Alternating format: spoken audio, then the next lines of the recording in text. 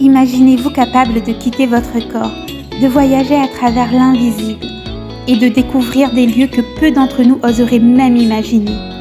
Ce soir-là, c'est ce que j'ai fait. J'ai trouvé le plus bel endroit du monde et je vais vous y emmener. Cette nuit-là, je me réveille naturellement vers 4 heures du matin. Je suis totalement détendue, je ne bouge pas. Je plonge dans l'obscurité derrière mes paupières et j'ai les phosphènes qui commencent à apparaître. Et là, arrivent les fameuses vibrations. C'est le moment. Je sais que j'y suis. J'ouvre les yeux et je me retrouve chez ma mère. Elle était assise dans son canapé. Je m'approche d'elle et je vois qu'elle a un symbole lumineux au milieu du front. C'est clairement pas normal.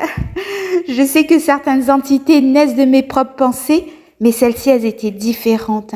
Elles étaient douées pour l'art du camouflage et je refusais catégoriquement de me laisser duper. Je me questionnais énormément sur leur origine. Et là, je lui dis « Mais punaise, qu'est-ce que tu fais là? Et pourquoi t'as la tête de ma mère ?» Elle me répond pas. Alors je lui demande de me montrer son vrai visage. Son apparence se transforme, elle devient effrayante. J'ai la tête de Venom en face de moi. Je suis clairement fière de moi. J'ai réussi à garder mon calme. Peu d'entre nous auraient réussi à faire ça. J'étais pas là pour parler à ces monstres. Donc je continue ma route et je sors à l'extérieur de la maison.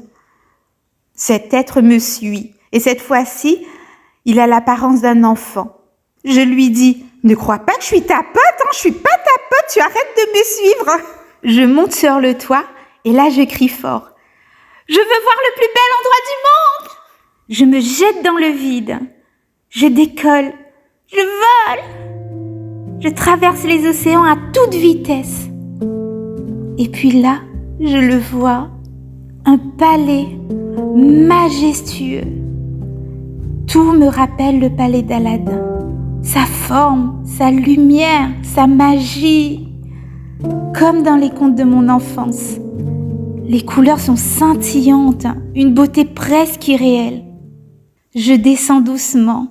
Je peux sentir le vent sur mon visage. Et j'atterris directement dans le lac qui entoure le palais. Et j'éclabousse tout le monde. À côté, il y a un petit palais coloré. Une femme m'invite à rentrer. J'hésite. Et là, j'ai 2 mains invisibles qui me poussent à l'intérieur. Je m'installe et il y a une cérémonie qui a lieu. Il n'y a que des femmes. L'une d'elles est allongée, les yeux fermés. Une autre parle et à vrai dire, je ne fais pas vraiment attention à ce qu'elle dit. On me tend un plateau rempli de nourriture. Je goûte et c'est délicieux. Je me lève pour me diriger vers l'extérieur et c'est à ce moment-là que mon corps me rappelle. Mon corps énergétique se réajuste, je ressens des vibrations, une nouvelle bascule, mais cette fois-ci dans mon corps physique. Comme si il se synchronisait de nouveau. En revenant, je ne peux m'empêcher de penser à ce palais. Celui d'une beauté incroyable. Et là, je le découvre. C'est le Taj Mahal. J'y suis allée, sans avion, sans bagage, juste avec ma conscience. Derrière chaque expérience, il y a une porte.